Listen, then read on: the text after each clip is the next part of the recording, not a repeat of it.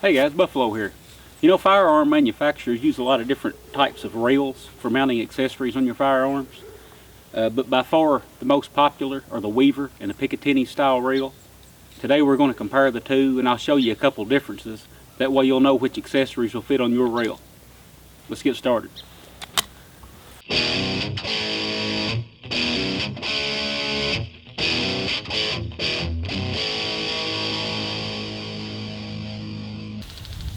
Alright guys, let's take a look at the Weaver style rails since they've been around the longest. Now these were developed by William Weaver in order to mount his company's scopes onto rifles back in the day.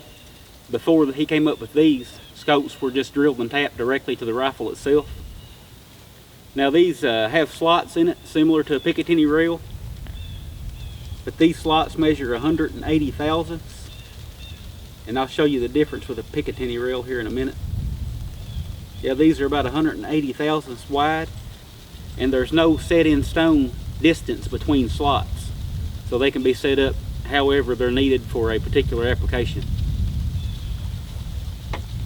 Alright, let's take a look at a Picatinny rail here.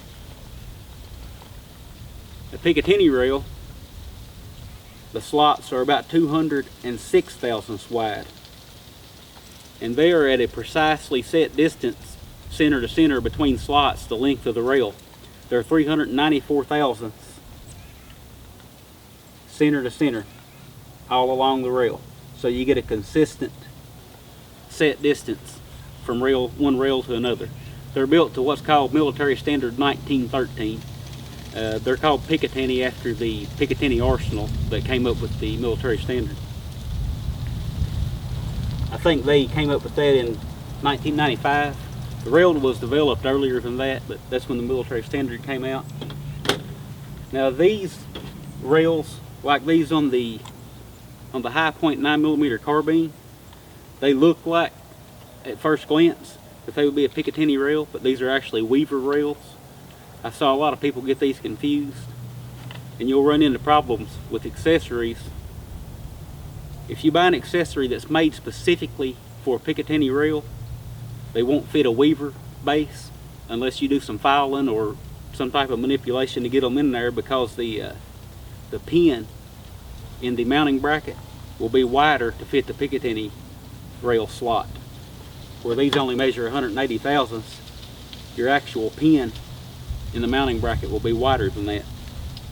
And you can see if you look closely here that these slots are not evenly spaced along this rail. That's a dead giveaway that this is a Weaver style, or that it's not a Picatinny style at least. These here, these other accessory rails on the gun, they are evenly spaced it looks like, but they're not spaced at 394 thousandths. Again, that's another dead giveaway that you're not dealing with a Picatinny rail. These are actually spaced at about, looks like 310 thousandths all along the rail. And again, the slots themselves showing 170 thousandths, so still falls within that 180 thousandths range. So these are Weaver style rails, though they look like Picatinny rails. AR-15 has the Picatinny rails.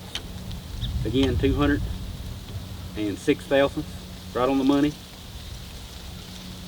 And they're consistent all the way out.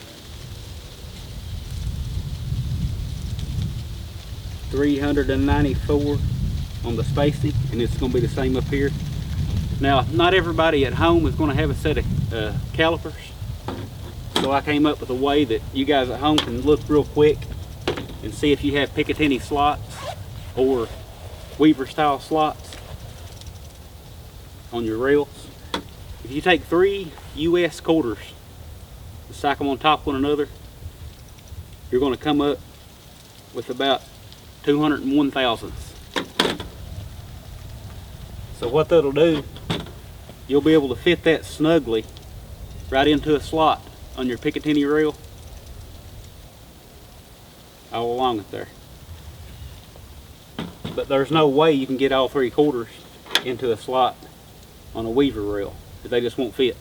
So that's a real simple way you guys at home can check and see what rail you're running.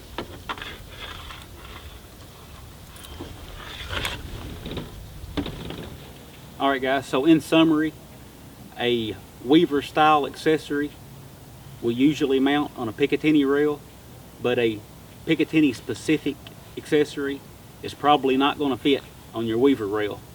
Now there's exceptions to every rule. I know somebody's going to comment and say, yeah, mine worked.